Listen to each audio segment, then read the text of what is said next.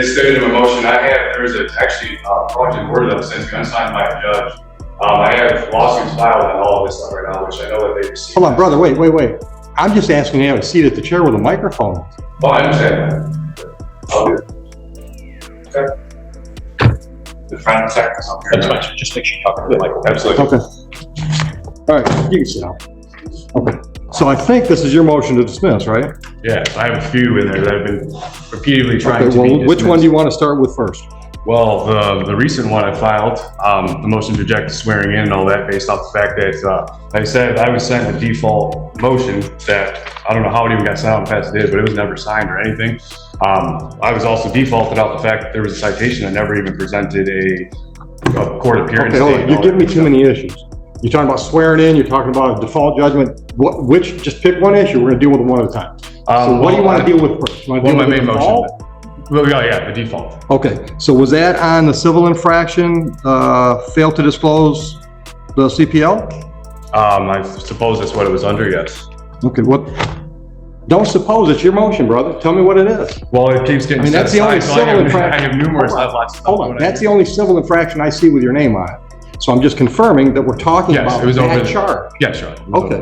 So do you know why the default was entered? Did you miss a deadline? Did you I was notified. I was called by people that I know within Huron and the police chief stating that I had a missed appearance date. I never had an appearance date scheduled, but I went back looking at the citation. There was no date, and actually how fast it got issued raises real concerns to me. And then once I received the default in the order. Hold on. Let's take one thing at a time.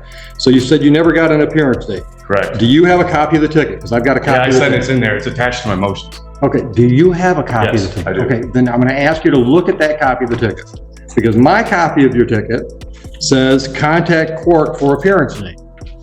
It says contact court for appearance date. Where it says appearance date on or before, there's nothing. Okay, but it says contact court for appearance date. That means the monkey's on your back to contact us. I will also on the bottom of the tickets it says if you fail to contact court within the specified amount of time. There was no specified amount of time on here. I had no idea when I was supposed to contact court. I was dealing with trying to get my attorney. Let me ask you this. Did you contact the court? I was again, as I said, I had no sort of any time frame. Buckle up, guys. Today we are going to dive straight into a courtroom where tension kicks in before the case even starts. The judge is trying to get things on track, but the defendant arrives with confusion, complaints, and a claim of being under duress. From the first moments, you can feel the pressure rising as Judge Oakley sizes up exactly what kind of battle he is walking into. Mr. Purcell, this is going to go a lot easier on everybody if you just answer the question I asked. I'm going to give you plenty of chance to get any argument you want to give. Okay? So don't feel that you have to force your argument into every question I ask. The question was, did you contact the court? Well, Your Honor, I would have contacted the court if I had a specified. That's a yes or no. So I'm going to take that as a no. You didn't contact the court. So after 14 days on a civil infraction, if we don't hear from the defendant, we enter default. It was less than that actually when I was defaulted, Your Honor. Less than that from what? From whatever this was issued. And like I said, I was contacting. Well, once again, I'm going to draw your attention to the ticket. My ticket, which I think is the same one you got, is dated February 3rd. Correct. Okay, so that's when it was issued, February 3rd. Correct. So when was the default? When did you get notice of a default? Actually, I know I got the thing in the mail. When did I get this? This says that, I don't think it specifies a date. Well, did you make a note when you received it? This said I don't remember exactly what date I received this in the mail, but this was scheduled for March 8th. Okay. So that was even less than a. But what is that's scheduled? This says it was for my order, the motion affidavit saying that I was defaulted and saying that I needed to pay bond and a warrant would be issued. And I said, again, that was never. And that's dated what? This was dated 3/8. I needed to appear on or before 3/8. Okay, so that was March 8th. You were defaulted February 22nd. Okay. Which then, again, there was no dates. I had no nothing. I had no notice of any sort of. Once again, you're not hearing what I'm telling you. The monkey was on your back. The ticket clearly said you contact us. You never did. And it also specifies right here, if you fail to appear by the date specified And then on the bottom one, even for the other one, if you fail to answer a citation by date specified, there was no dates. Okay. There was no dates. Okay. Do you have anything to add? I do, Your Honor. Go ahead. Mr. Crusoe brought this up when we were in front of the Honorable Judge Martin. She did set aside the default in the civil infraction, irregardless of whether or not he showed up. Which I object to the setting Sir, aside. do not interrupt the lady. Did she interrupt you? No. Then don't do that. Let's be civil. Go ahead. Thank you, Your Honor. Judge Green, Mr. Crusoe did bring it up again with the Honorable Judge Green, and she declined or denied his motion based on the fact that it was moot because Judge Martin set it aside. So the default's already been set aside. Yes. Brother, why'd you just waste 5 minutes of my life? Since March 14th, Your Honor. Which I object to that because they. You object to your motion being No, I granted? object to them setting aside my motion. And I object to this. No. Wait. Listen. She tells me Judge Martin set aside the default based on your motion. Yes, but I was never told any of that prior to any of that. So you want to argue about the fact that you got what you asked for? No, what I'm saying is the fact that the due process was violated is what happened in this whole problem. When I was defaulted, due process was violated. So what? She set it aside. Listen, okay, it was set aside to cause damages to me because of what happened with the default. Well, explain to me how you were damaged. First off, there's threats made against me, right? Clearly he's threatening me to sue No. warrants, I didn't ask you threatening to about pay threats. money. I said, how were you? You said you were damaged. I'm asking you, what was the damage? But the fact that I was threatened to come in to pay money or warrants would How be was that issued for my damage? arrest. And I was being threatened by Huron Police, which I have on record. What's the damage? What do you mean? The fact that I had to come in and pay money, or I would have been, they'd have been issued. What money warrants. did you pay? Huh? What money did you pay? $280. I had the receipt and everything. It was all attached to my motions. They just keep trying to set it aside, and Judge Green never said a word to me about any of that. It's been set aside. Counsel just said, Judge Martin set aside the default. So what that means is, procedurally, it's like it's a brand new file. Understood? Yeah, but that's but that, especially now with the new Chevron overlay, that's just saying that she's just trying to set it aside, that there's no issues. She didn't try to set it aside, she sat it But she aside. can't. Now we move into a moment where the judge tries to guide the defendant toward a single issue, but he fires off scattered motions and arguments with no direction. The judge keeps pressing, trying to find clarity, while the defendant circles around the questions. This early clash exposes the gap between courtroom procedure and a man convinced he's above it. She can't just set my rights aside. She's not setting your rights aside, she set a default aside because you asked her to. Well, so if it's set aside, then the money should be returned, correct? Well, I don't know, did she address the money? No, she never did. No one did. It's Sir, written in my motions. Sir, I'm gonna hold you in contempt the next time you cut her off. The first contempt's $100. The second contempt's a day in jail. Are we clear on the ground rules for my courtroom? Is that a yes for the Yes, Your record? Honor. Okay. I'm giving you all the time you need to talk. Don't talk over her. Okay, understand. I'm sorry. There's just been a lot that's been going on with this. And I'm the first time I'm seeing it, so I'm trying to get to the bottom of it. You're right. All right? So we started with, what motion do you want to talk about first? You said your motion to set aside the default. That was granted by Judge Martin, is what I'm hearing from the prosecutor. So that motion's done. Would you agree? As long as my money gets returned, then I guess it's taken At some point, trust me, your money will either get applied or returned. Next motion you want to talk about. The dismissal based off of fundamental violations of my fundamental rights and due process. Okay, well, tell me more.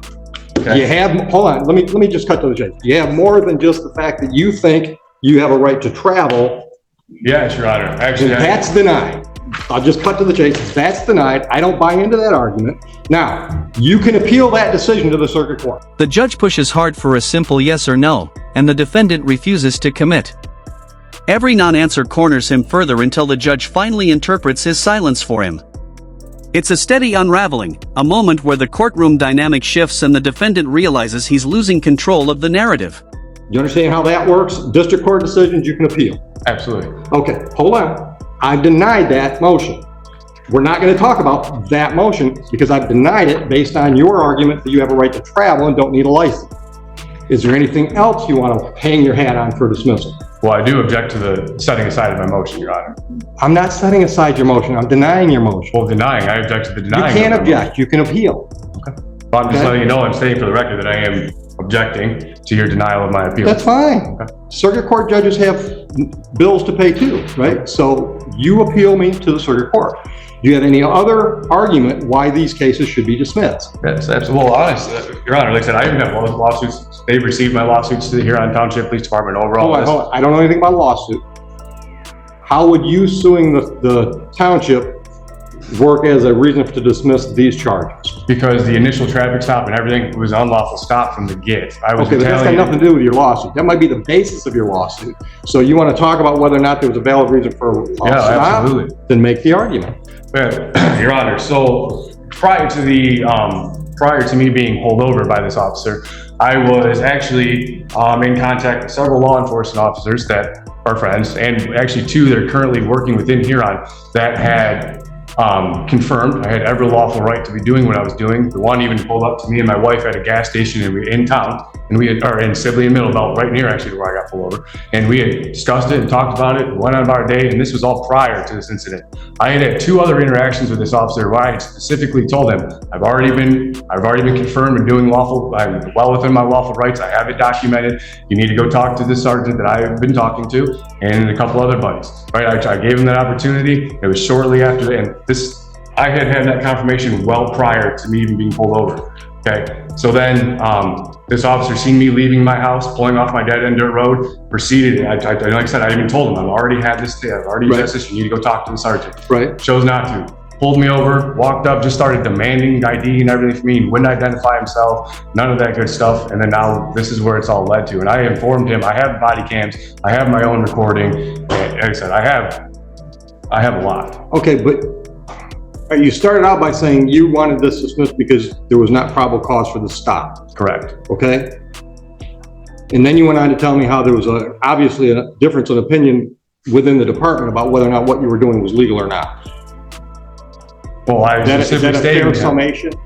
What was that? Is that a fair summation of what you just said? Some of the officers that you talked to said you could do that, and obviously the officer who wrote you the ticket didn't think you could. Correct. Okay, so that's a difference of opinion there, which has very little, if anything, to do with the probable cause for the stop.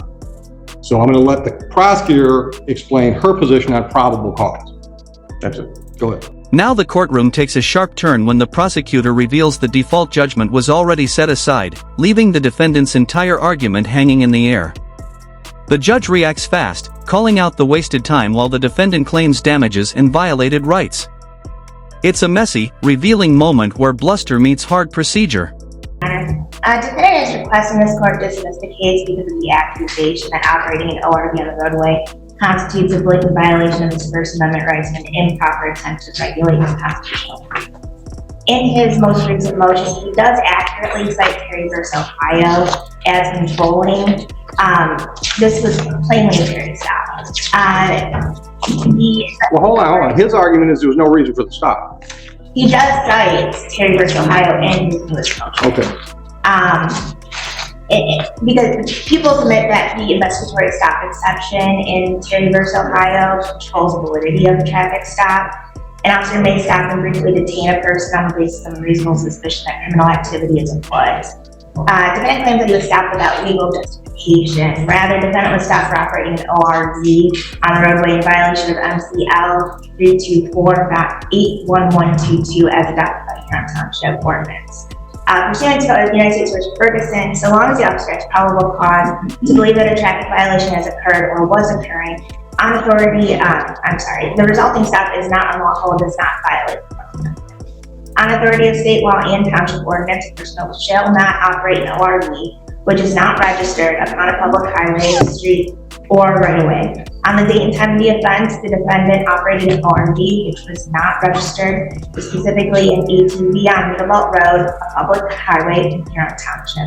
Additionally, during the course of the investigatory stop, the defendant failed to provide a valid driver's license and failed to immediately disclose that he was a valid CPL holder and carrying a firearm, which is why he was cited. The defendant claims vague threats, the judge drills down, and the excuses crumble. Then comes the breaking point, a direct, unmistakable warning that interrupting again will bring contempt, fines, or jail. The tension peaks as the judge reasserts full control and forces the defendant back into line. All right. Which I object to the... Hold on. All right, so the one misdemeanor is operate the ORV on the roadway, and the other one is fail to display a valid license. Okay, all right. So that's her response to your argument. They didn't have probable cause. What's your reply to her response? Well, I object to her terms of operate. There's no evidence that I was operating anything. Okay, let me stop you. I killed that when I said the whole traveling thing doesn't go anywhere with me. Operating and traveling, as you define operating, or as you define traveling, we define it operating. So hold on, I've already ruled on that issue. You can appeal that decision to the circuit court. We're not gonna plow that field again. So now we're talking about probable cause.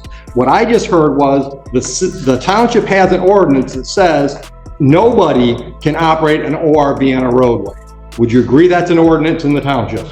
Your Honor, I may agree. Yes or no? Mr. Yes, I agree with that. Okay, stop. If that's a valid argument or ordinance, and when I say valid, I don't mean if it's constitutional, if it's, stood the test of a challenge. I mean, if it's on the books, all right? If it's a valid ordinance and the officer sees you doing what that ordinance says you can't do, and he pulls you over, that's plenty of probable cause for the stop. So your motion to dismiss for lack of probable cause is also denied. Do you need me to clarify that ruling for your appeal reasons? Yes, actually, because Your Honor, I object to What the do fact you that not it's calling it an understand? ORV. Sir, your objections mean shit to me, okay? I don't care what you're objecting to. I don't expect people to like every decision I make. That's why there's an appellate process. So you keep saying, I object, I object, I object. I don't care, all right? It's not helpful for today's process. My decision to deny your motion to dismiss based on lack of probable cause is because there was probable cause, because there was a clear ordinance on the books that the officer thought you were violating. That gives the officer a reason to stop you. Do you have any other reasons why you think these matters should be dismissed today?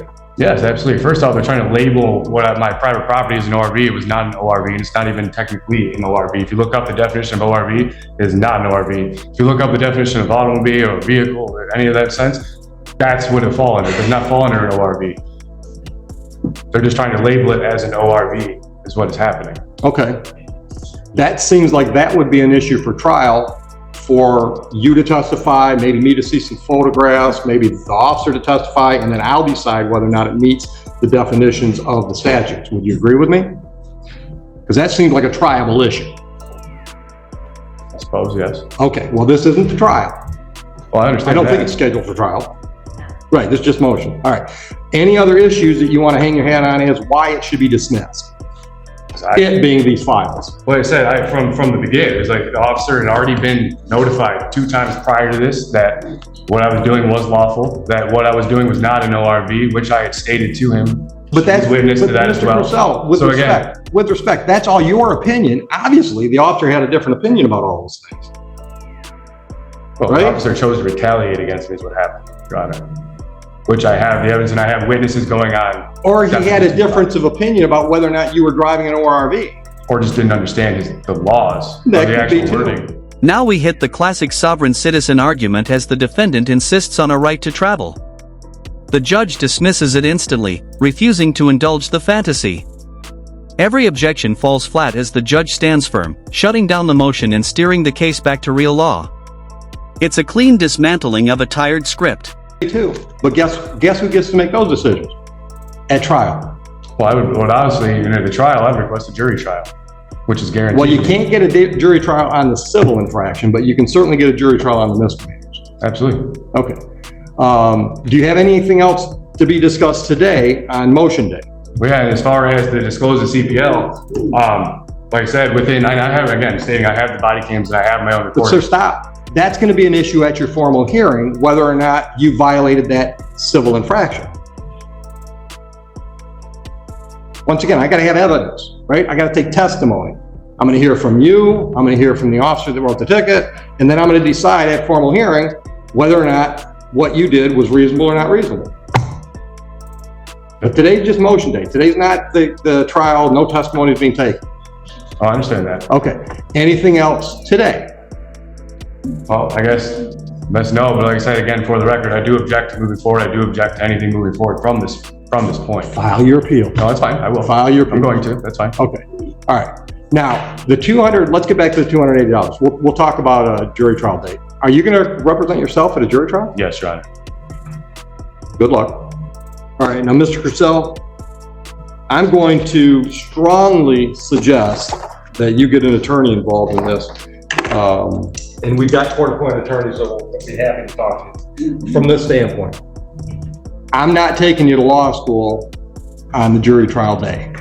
I'm going to assume and treat you accordingly that you know the rules of the game. I understand, Your Honor. You don't. Oh, You might say that. You don't understand the rules. I do. Okay? How many jury trials have you had? none, but I have all the evidence. How many jury trials have you had? Your Honor, none, but I have all the evidence. The evidence isn't the rules.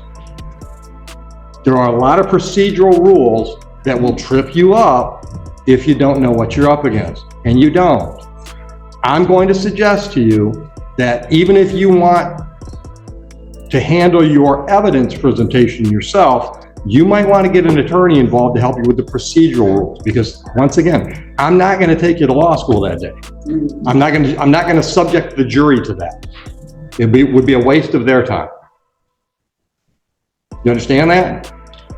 All right. Now, and I'm not trying to talk you out of a jury trial. Believe it or not, I'm trying to save you from yourself right now. If you want to have a bench trial, I will be much more lenient with you not knowing what you're doing procedurally, because then it's just our time. But when it's a jury in here, I'm going to run the most efficient jury trial I can, and that means I'm going to treat you like you're an experienced lawyer and know all the rules. Okay. All right? All right. So if you decide, number one, that you don't want a jury trial, you want to do a bench trial, let me know long in advance of that date so we can save it for somebody else. Or two, if you want the assistance of an attorney, I will give you the ability to talk to one of our court-appointed attorneys and see if they can assist you in the manner you want to be assisted. Okay. Understood? Yes, Your Honor. Any questions? Nope. Anything else? Okay. Have a nice day. The judge challenges contradictions, and the prosecutor lays out a full probable cause argument with precision. It's a complete breakdown of the defendant's claims and the moment the courtroom finally settles on legal reality. Thanks for watching. Make sure to like the video and subscribe to the channel, and we'll see you in the next video. Royce, I was trying to get you some work earlier. Oh, I almost ran out of the courtroom as soon as you said, oh, wait, I'm happy to assign someone. You would have seen like the cartoons, like you going through the wall and just the imprint going through it. But these guys kill me. I've never heard about the travel, like the traveler or whatever. The last few sovereigns I've had in front of me, honestly, they had decent legal arguments. They just don't know how to get them out, Right. The one that I think. Not that the traveling's a good argument. I heard half of it. Yeah. You said like whatever he was driving under the definition wasn't like an ATV. So that might be a good That might argument. be. Yeah, there's a lot of stuff out there that's like hybrid stuff that since all those ordinances and statutes were written, so there could be something that falls through the cracks. Yeah, absolutely. But he's not going to get anywhere with his vitriol. No, what is the fear? Like, what is the trap? I don't understand that. It goes way back when we traveled, I know this. without machines. We have a constitutional right to travel. Is it some kind of like? That's what they're using. They're saying I've got a constitutional right to travel, and you can't restrict my right to travel by making me have a driver's license. Okay. And honestly, my memory stinks, but one of the first things I remember learning in driver's education was, like day one, driving is a privilege granted by the state of Michigan. It's not a right. Right. We'll take that privilege away if you break the rules. Right. It seems like pretty Well, and that's what I try to shut them off. It's like, look, I don't buy that argument. I'm going to deny your argument, but go ahead, appeal me. Right. If you really think you're on solid footing legally, go appeal me. Circuit court judge can tell me I'm wrong, which ain't going to happen because those arguments have been tried